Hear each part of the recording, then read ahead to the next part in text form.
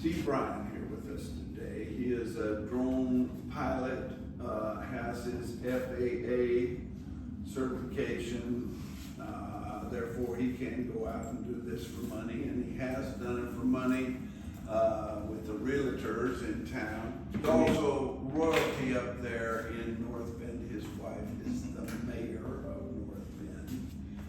And I know him because my granddaughter hangs with his daughter. But I heard about him through our IT guy, Sean Wirebaugh. And how do you know Sean? He was actually a student of mine at SWAC. Oh, Yeah, and then I just known him for years since then, so we've kept in touch and so forth. So, because I taught some classes at SWAC and IT, so yeah. anyway, he has multiple different kinds of drones. This is the one that is the most intriguing.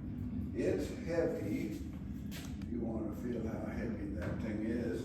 And you fly it from here. You can't even look at the drone. You put this on and fly it from there. I have Corbin White. Do you know him? I don't think so. He's a young man that is dating my other granddaughter. Gotcha.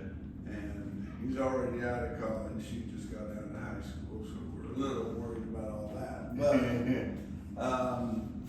he does this also, which is a fun way to go. And then he has even, or maybe it's, which one is the one? That is, both of them are FPV drones where you wear the goggles.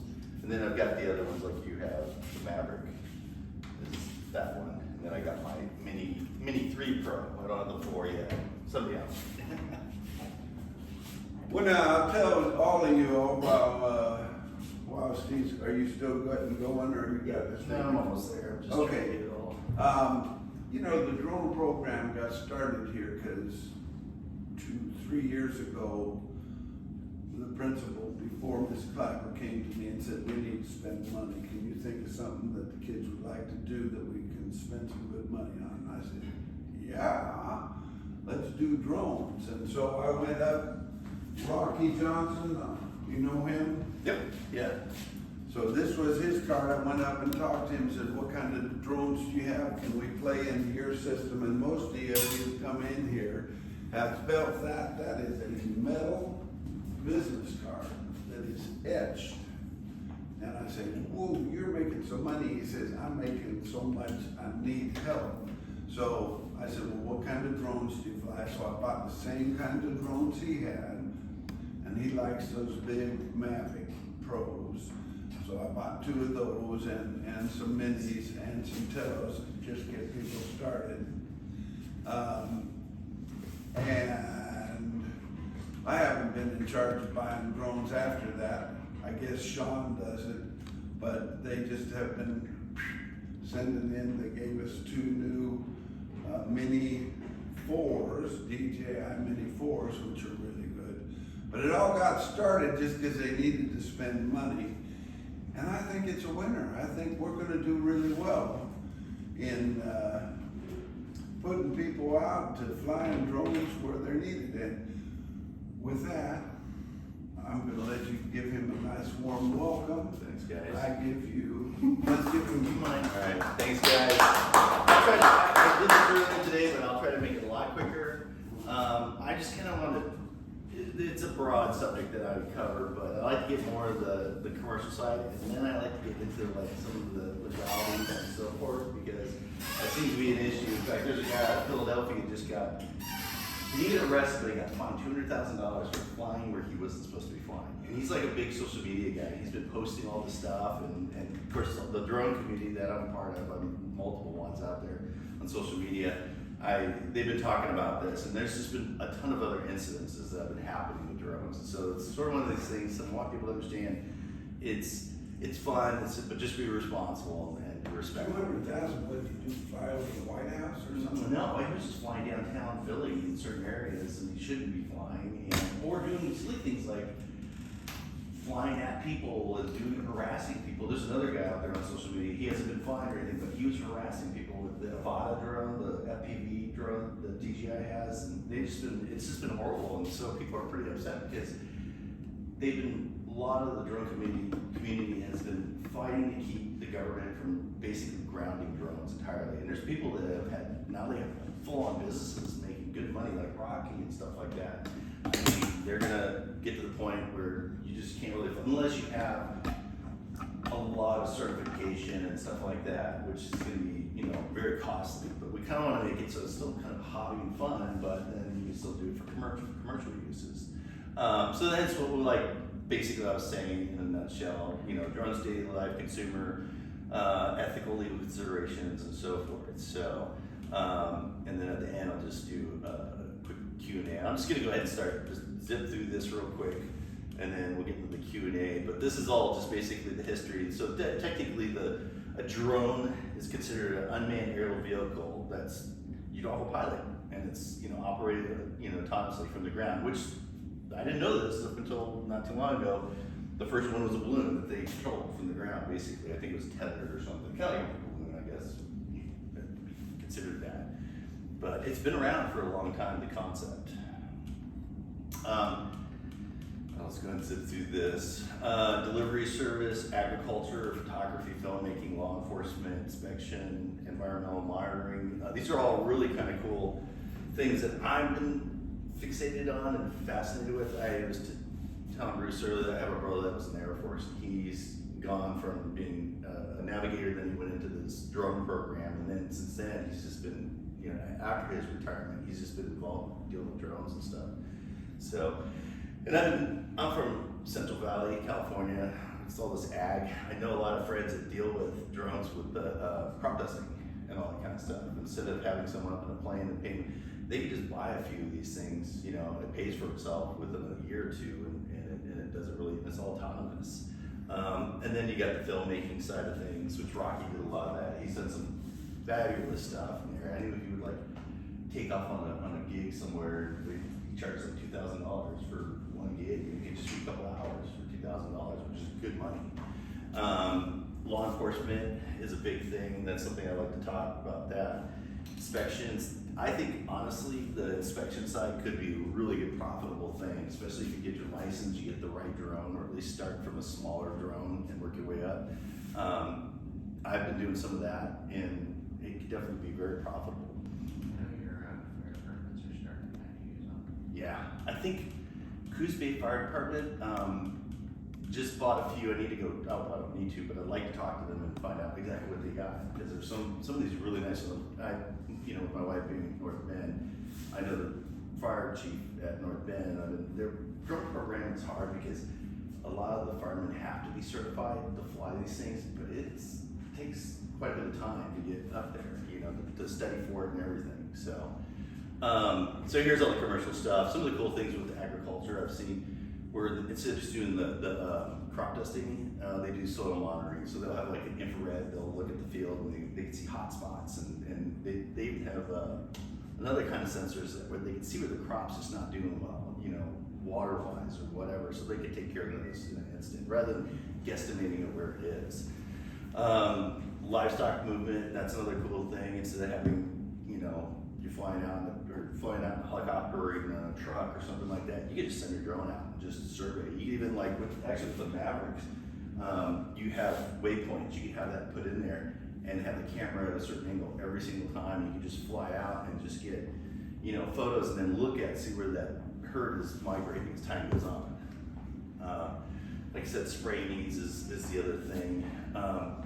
So the inspection and monitoring, that's another big thing. A lot of guys would just go communication towers and stuff like that. They would go up on the towers. That's someone's life up there. In fact, one of my friends, he manages a radio station, and they thought they turned the power off on a tower once.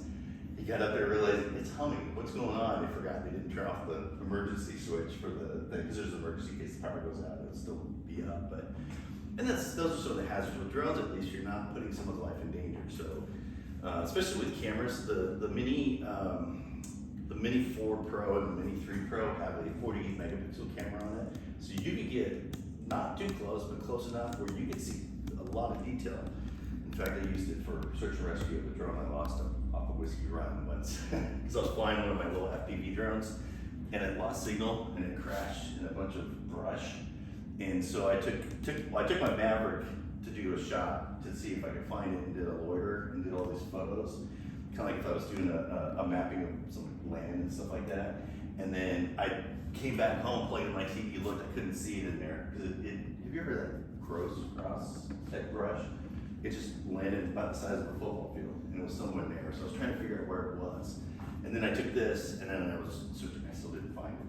But the detail, I can really see a lot of detail. So that's one of the nice things about those. So Gorsk, you know what Gorsk is? Yes. One, that's all.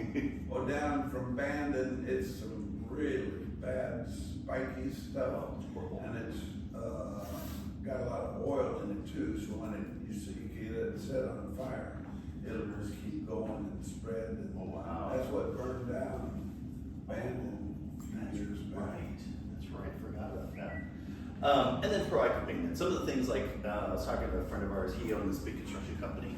Like they would, go to the site level, that have to build the dirt, we'll do a fly drone over every week, kind of inspect, and it actually has measurements, they hit some with the LiDAR, so you can tell the depth of the soil as time goes on, so they can inspect that, and I'm sure Roseburg lumber and stuff like that. Well, let me comment about that, because you said that this morning. We fly our drones out over their pond, but we don't go close to their manufacturing. We did initially, and they said, no, don't, we have proprietary procedures over here we don't want other people to know about. So we just quit flying over there.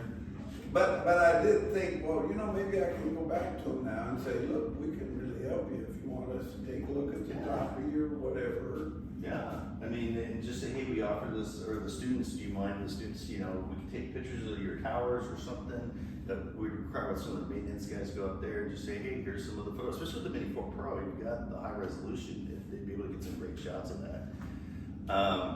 And then like I said, well, safety was that last thing, so it just, it's much safer for them to get up there or with the drone than the human body or whatever. Technically, if they were to use the drone, they need to be certified. So businesses, you have to be certified. So if you're doing it for monetary reasons or government or anything like that, you have, because it was funny when I work at Coos Health and Wellness over there by Walmart.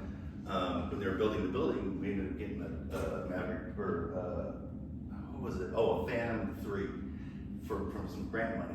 And we were flying it, and all of a sudden the FAA is like, nope, you can't do anything for government and all this stuff. So we were granted, we couldn't get any footage, but we still kept trying to have another drone and got some of the footage during the construction, which has been great for us because we've gone back and said, where was this wall put in? When, we did it in stages, so we always go back to the footage and the photos and stuff like that. So it's been very useful.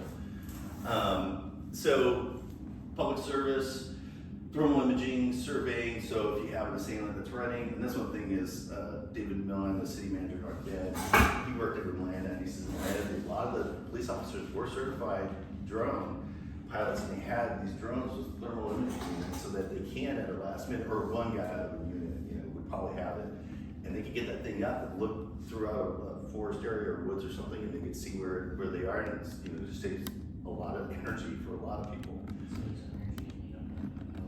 Exactly, calling a helicopter, all that kind of stuff. So, like I said, search and rescue is one. That was one of the things I mentioned earlier. Like you said something about the Coast Guard. I think the Coast Guard are looking at using, or they are using drones instead of helicopters. But that was one thing I was trying to talk to the fire department, because they do search and rescue with the Coast Guard. And one of the things that they do, they want to use is the thermal imaging, because if someone's on the side of a cliff, they need to see if they're there, because they know someone says they're down on this cliff, no one can see it. But then too, it's like if they're still alive or not. They want to send on someone else down there during the middle of the storm and whatnot, and have their life be put in peril as well. So that's one of the benefits of the drones and the thermal imaging. Some of the things, find assailant in hard places, documentation of accidents, car accidents where you got these skid marks, they can easily get a photo of it, the whole area, and kind of get an idea of what happened. One of the things is, so the survey a situation before the team goes in, they can take a drone like this with the goggles, which actually is funny. There's one of the resource officers in North Bend, they were looking for like a homeless camp in an area. And of course I didn't have my drone with me, it was raining. I said, if I had this, I could go fly into this area and get a survey real quick. And then one of the things too is I could plug in my cell phone with my goggles and he could see from a display or an iPad, and he could see where I'm flying as well. So he could go, why don't you go down there, and I could go fly in there and take a look. And in fact, there's the DJI Avata, so I don't know if you've ever looked at those. They're the FPVs that they come, that's where I got my goggles from. We're starting to make them with lights and everything like that, so you can fly into buildings and, you know, all that kind of stuff. What does one of those cost? Well, that one right there, that's, these two roughly are about $500 to $600 a piece. Oh, that's not bad. Yeah, the goggles are $600, and then you got your controller along with it. Which the controller I have, it's a DJI. It's about $200 for this. So this came with the Avata. I always tell people, if you go with the FPV, go get the Avata first, which you don't get that controller, you get like this joystick. And so easily I can have one of you guys strap that goggles on, turn on the Avata, grab the joystick, and you can just fly it all over the place. It's super easy. These are a little bit harder to fly. You have to do a lot of simulator work just to understand the physics, the dynamics of flying these drones. So that's what I usually tell people if they want to get into FPV, definitely go with that type. So Now, before you click on the next, you can just- that picture he has up there, that's taken at night. Yep. And you can still see people on the ground, and you can even count the number of people on the ground. Yeah. Well, that's one of the things people say about with the infrared. It's if you had a lot of people in an area, it would be hard to pick out something, but you could the animals and all that kind of stuff. That would be another tough one. But a lot of times with the newer infrared, you can definitely pick out who is who. You know, animal, the human. Some of the older ones, the resolution is so bad you can't really see anything. Yeah, that's how it is with the things. Yeah. This is just some data about consumers and people liking the drones or wanting the drones around because I'm going to get into more of the consumer side of things, like the delivery and so forth. And then here's the ethical and legal. Of course, a lot of people, you know, the privacy concerns, unauthorized surveillance, data security risk, noise and visual disturbance. Like that's some of the problems people are using them for the wrong reasons, you know, spying on the neighbors or spying in someone's window or whatnot. You shouldn't really be doing that. Another thing is with some of the drones now, especially I think it was like the DJI Mini 2 on up and then the Maverick. Well, the Maverick's been out for a while.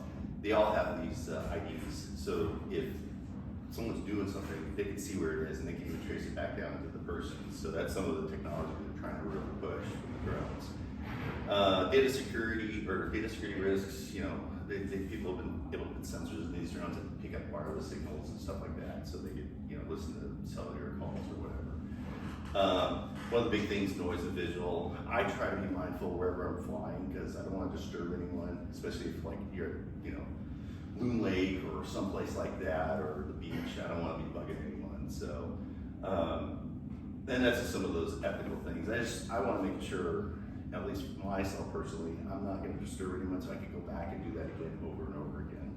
When you get people doing really dumb things, and it really ruins it for the rest of us. Regulations, FAA. I said the story earlier. So technically, there was a law that was passed back in the 60s or 70s or something like that. This farmer, he had a chicken farm. And I guess the military jets were causing the chickens not to lay eggs, so he lost his business and he sued the government.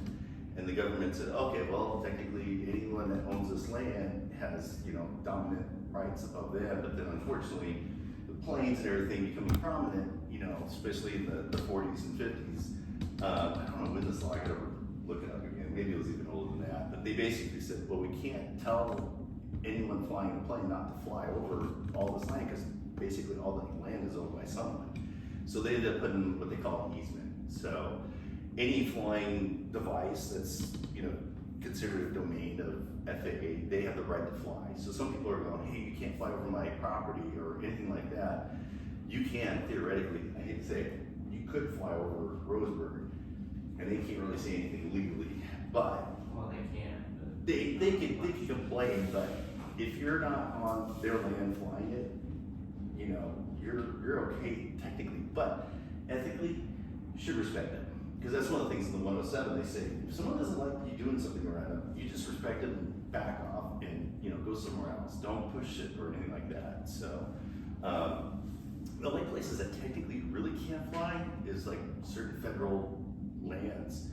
I know a lot of places around here, or in Oregon per se, almost all of them say you can't fly, no matter what. So any of the federal land that you see around here, you just can't fly, period.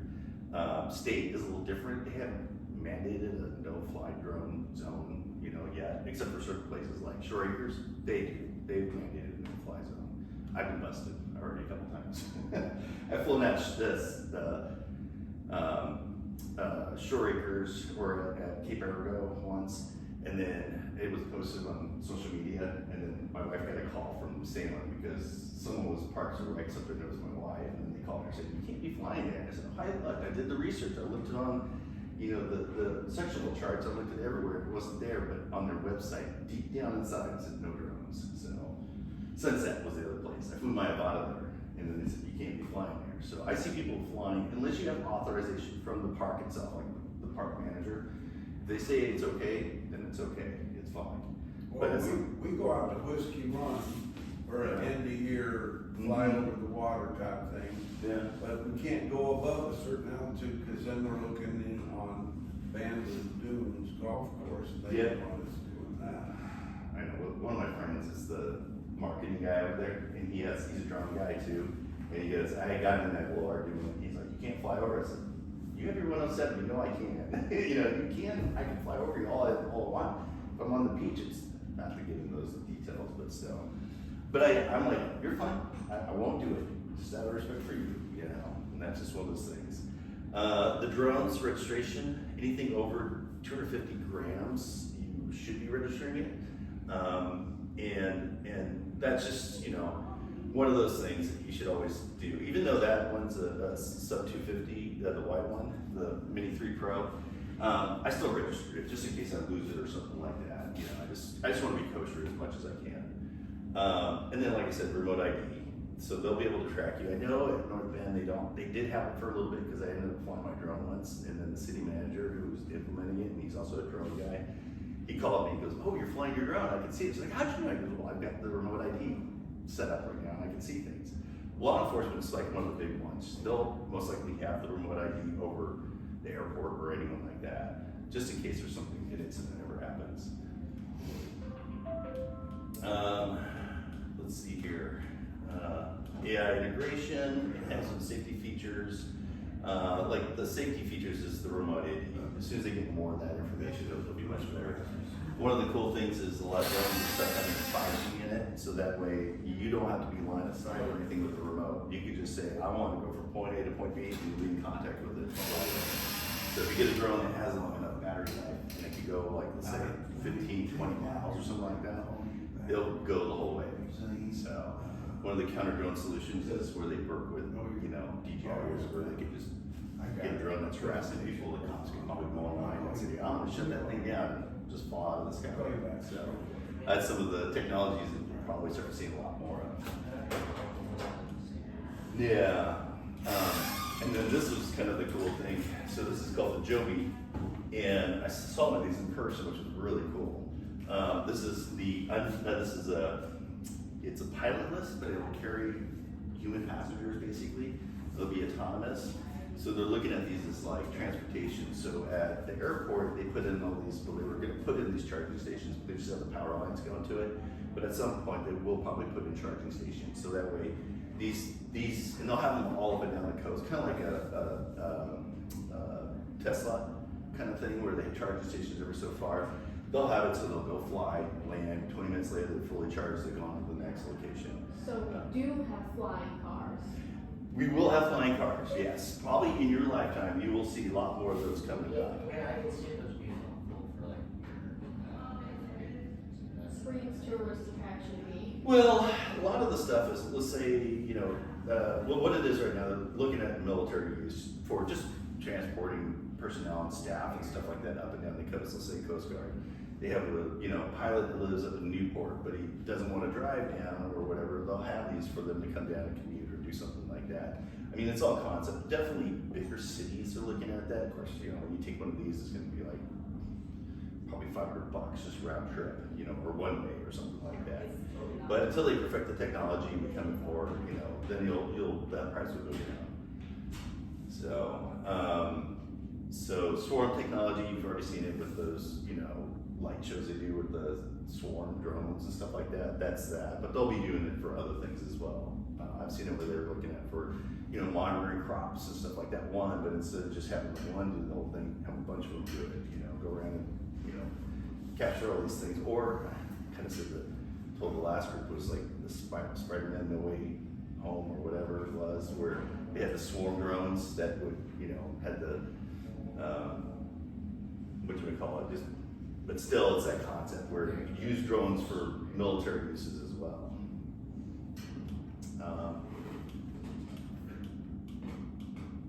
I could go on. I told him I'd keep it short today, so because I think I was losing most of the guys from last time.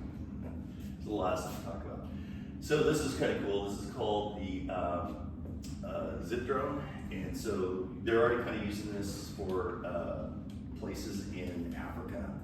And the guy this is a shot from a guy that was doing an interview on this company where they basically go on plasma and certain medical supplies, and so they would fly this out to some place that's remote, but it would take them only like 30 minutes to an hour probably to fly out there. It'll just drop the package as a little parachute, but then to drive out there would take you 5 hours. So this would just, you know, be no amount of time just to get there. So that's some of the benefits of that, like emergency response. And then for delivery, they have the same company actually has a drone where they'll fly out, let's say in an urban area where you've got a lot of population, but it's these trucks are just driving around, and you're gonna pay the premium. You want something to get to you pretty quickly within an hour. They'll load the drone, fly it out there, and some of these drones are pretty cool, where it'll be like 100 feet up or maybe 150 feet up, and it'll drop the package, but not like drop it, but it would have to tether. And actually, it's another device. It's attached, you know, and it has these props on it. So if it's windy and it's blowing that thing around, it has the props on it. Will keep it perfectly stable. It'll drop it and then release the package and then go back up. But you won't even hear the drone, because like I know sometimes when I've flown my Mini 3 Pro, I've had people go, "Oh, you know, I hate drones," because they see, I said, "Oh, I'm flying my drone and getting footage." They say, "I hate them, they're so loud." And I said, "Oh, really? So mine that's right above you is bugging you?" And they go, "Where? I don't hear it." And it's like 50 feet above them. They don't even hear it. So, and that's one of the cool things about that. So those are just some, you know, extra features you pay for, basically. But there's an industry. It's growing. It's going to be there. Like I said, agriculture, environmental monitoring. One of the things like with the dunes, you know, they can use it for surveying the dunes, because the dunes are constantly moving and they're actually disappearing as time goes on. And so I found out earlier this year that the Dune movie, that the books Dune that were out in the 60s, the guy that wrote it was based off of dunes here. He worked out here for the Department of Agriculture back in the 60s. He was trying to get an idea for a book because he was a writer, but he was also writing journals and articles for the government. And he got the idea of the dunes, but the dunes were, at the time, they were moving a lot. So they're trying to figure out how to keep the dunes from disappearing. They want to keep them there. It's part of the whole, you know, forestry, you know, things that they're doing. Of course, real estate, urban planning, and then education and research are some of the other things with drones that you can do. So there's a lot of things you can do, and the market's going to be taking off like crazy. You'll see a lot more of those. So, which, you know, some of the problems: battery life, power efficiency, safety and collision avoidance. That's the big one. Is if they can make it where you can see all the drones up in the air along with the planes, they'll be able to, you know, get that going a lot more. And of course, public acceptance is another thing. So those are some of the challenges. I think that's about it. So try to keep it within 30 minutes. So what did I do? So any questions or anything like that? No? No, but I definitely, I've been kind of playing around with drones for like the last 10 years, but really heavily for the last 2. So I had a cousin that he showed me a drone about 10 years ago. He was a hobbyist. He loved building RCs and stuff like that. But when he saw in his magazines, like, oh, you can put these little motors on this frame and then put these controllers in like you do with the RC and then put a battery on it. He's a park ranger down in California, and he had like circumstances that pop up where he has to jump on the ATV, drive for 2 hours through the mountains on these dirt roads to get wherever. And he goes, well, if I just throw a GoPro on this thing and fly it up and loiter around and have it come back, and then I can look at the GoPro to see if there's something going on. And he was doing that for a while. In fact, he got in trouble because it wasn't sanctioned by the state. But eventually the state ended up using drones like that. So, and then, and then later on I got my hands on a few other drones, especially work and stuff like that. That's been very beneficial. And lately, I mean, I just get people asking me every once in a while, going, hey, can you film this? Can you do this? Can you do that? But like I said, a lot of times, if you want to be kosher and good, definitely gotta get your 107 license. That's key. And I was telling Bruce earlier that I went online, I spent like $150 for this training material. And I just sat there and worked on it. And a lot of it really applies to this, because if you get to a certain level where you get that license, all I have to do is just study for this one extra little test, and it's nothing compared to the one I did before. You theoretically get your pilot's license, and other than when you do your airtime. So, but definitely something if you want, if you're interested, you want to go down that road and look at it. Like even if you go work somewhere, like I said, Roseburg Lumber, they may end up having in their maintenance department to do drones and stuff like that. One of the things I've been kind of doing too with the Maverick, which I'm looking at buying, is the enterprise level where they have the LiDAR and all that kind of stuff, is photogrammetry, where you could do, you could take a picture of something and it creates it into a 3D model, which is kind of cool. So, and then it takes like half an hour to get about 300-400 photos, throw them in this thing, and it'll map it all out so it builds a 3D model. So one of my friends was selling a house down in California. I took my little tiny drone, took a bunch of pictures, put it in this software that I downloaded for free for like 15 days, and had to do its thing. And then I gave it to him, and they're like, "This is great. Now we can put it out on our website so people can look at the property and the house and everything in a three-dimensional model." So, which is kind of cool. And I did a fly through with the little drone. You use this for like real estate. So you just put on the goggles, you fly. Like some people like it when they have the drones, where I don't know if you've seen them, where they fly in, from like way up, and then they go through the front door and they're going through the house, and then they go out the window, and it just kind of looks cool. People like that, and for commercial reasons and so forth. But other than that, that's it. I mean, I'm getting a lot more into the FPV stuff. This is like my little speedster. This thing can get up to about, I want to say 80 miles an hour, and it's fast. In fact, I've unfortunately lost, like I said, one of these, but this is my second one I built by myself.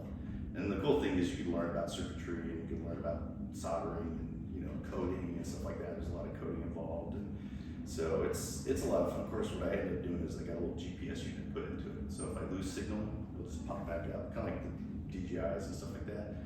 You lose signal, it'll pop back up and come right back to you. So the only thing it doesn't have is sensors, so in case there's a tree somewhere, it won't see that. But other than that, this thing's a lot of fun.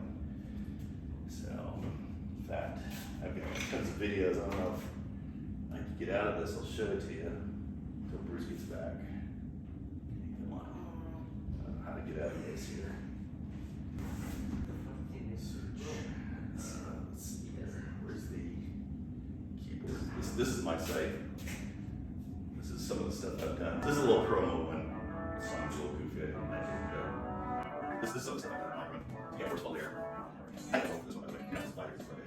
This is before I had my license. You got North Band. You got the, and I got this one too. You got the Earth. I love this stuff. I just look at it because it's like, it was history, but other than that. Seems like I know what to take video of the life coastline. So that's one thing I noticed getting my license. There's like this up and down the coastline, I have to go out over the water. So so much shots that you on the beach. This one made me nervous. I was so afraid to fall on the ground. You really take these out of the water before around this time. I put that out right in the shot. I call that something. Yeah, that's pretty much the shot right there. I put it out on this Amazon as Adobe, all the shots. I'm kicking myself because that ship that's out there at the end of Horsefall? I did FPV, so Rocky Johnson did some shots, and then I'm like, well, I want to repeat it. And then, so I took my FPV drone out there and I filmed. And then a national media company got hold of me, and they're like, hey, you want to sell this to us? And I'm like, sure, why not? I said, well, actually, because I'm all about trying to promote the area and stuff like that, because we have friends that work with this ventures and stuff like that, and I was trying to get somebody for people to come here. So I said, no, just take it, let me put my watermark on it, and you have it. Well, now I don't see my watermark on it, because I got $2,000, because it went on ABC, CBS, it went on all these different websites, just popping up, like Google, Shipwreck, and you see a bunch of my footage right now. Oh, the best one I have is still like this one. You guys will probably dig this one. The UTV Takeover, so it's out there. With my drone, getting some shots. There's another guy that has FPV drone, and he got some shots. But I kind of mix that up with my stuff. So this is when there's like 1,000 of these guys, and they're all just going across the dunes. So this is what I have, but then I have to remember that FPV drone there as well. Those are nuts. Look at that, like little hands. It's like open like some of the Yeah. That's all you can do. Look at that definition, we used to see him throw in the sand. This is that 4K. Now this is the FPV, this is me. I think this, yeah, this is my FPV shots here. So you're looking at it through your Oh dog. my god. In fact, there's a lot more footage here. I wish I had that to where I could show you. I'm like flying right behind these guys, and there's one there that just goes right by my FPV. And I'm like, I swear to God, if he was like a couple inches off the right, I could hit the 10 out of that blow. You know? All right, well, wait, we want to subscribe to you. Yeah. So, So this is your channel. Let me get back to mine here. There you go. So now you can subscribe to my stuff whenever it pops up. So I was showing all the stuff I have. did you put notifications too? I don't think I did, but I didn't set that. Did they turn it on automatically? Oh, yeah. Sweet. So I So just want to keep tabs on you. yeah. Oh, this is I was talking about the shipwreck. Yeah. I can get money for it. Oh no. So let me get back here. Where's that shipwreck shorts? Is it on the shorts here? Yeah. Right there. Oh, right here. Okay. My bad. See, that's what I like working with students here, just sharp. So this is now I'm like I think I'm $2,000 for a shot. Easy.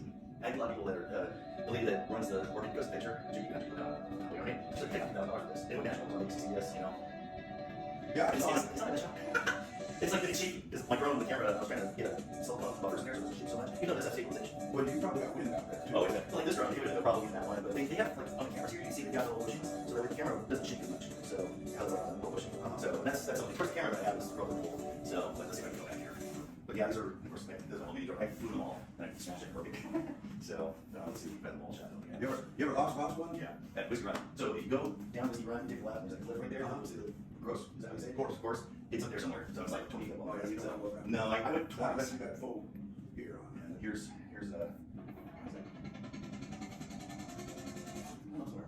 this is the other view comes out of the dude. It's a nice little spot that I went. And my dog and me, like, oh, it's nice for this. So this was the FPV. That's so much fun. I'll let you guys check it out from the dog itself. I want them to. Yeah, definitely. There's a people there that got it. I could have asked this one line with the bully, but I didn't. You know what I don't like about walking out there is they got these little tiny ticks. They were getting going, oh yeah. They are fierce, they are not any fun at all. I mean, big ticks, when you can feel them, you're saying, pull them off before they get in you. Those tiny ones, they are. This is one of our favorite shots, right?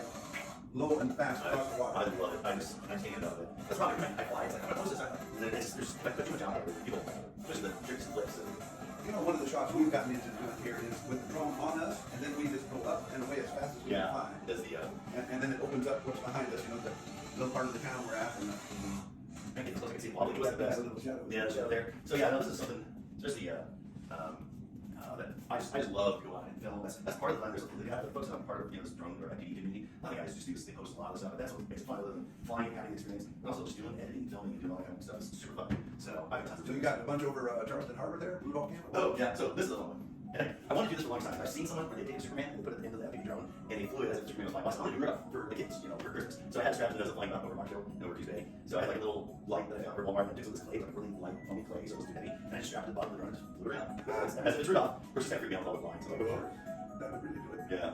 So I just was like one of these fun things for kids and all that. First, I do it on social media, you know, a lot of reporters, you know, posting saying, look, Santa's in the neighborhood. I'll probably do it next year too. So I was thinking about doing a whole series of posts with like different things, you know, like or no Superman or something like that. It'd be kind of cool.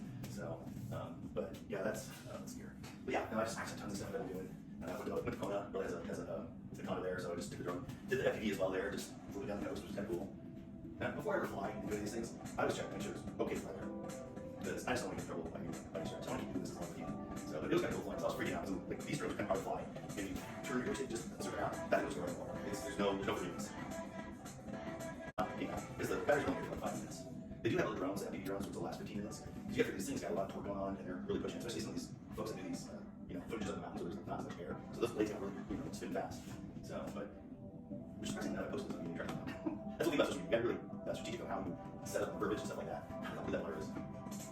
There's another shot I did kayakers. I did fly by and all that stuff. What fun. It is, well, that's the thing is, I'm trying to find people around here that do FPV and they want to. I try to do tricks as well. I actually set up a couple gates, I made from scratch, I find online, get these fabrics, you can PVC pipe, and you can just go through and do these loops and all kinds of stuff. Oh, racing, you mean? Racing, and that's one of the big things, there's a big community of Portland races. And there's big money in some of these races, they can make up to 10 to 20, even $50,000. We can watch them on YouTube. I even went out and bought those floaties that, Oh yeah, the gates and stuff. But so I used to do these. Every once in a while, I just say Santa Claus with a drone. For that, it's South River, big with a drone, and robot players. I don't know. It's 4:55. you gotta go. You guys gotta go 4:55, 3:55 is supposed to quit time. Well, let's give them time. Let's get some time. You guys share this passion for this drone stuff. I think it's way Does too. anybody want to take a separate really? No? Yeah, okay. We get a set for you. And you, this is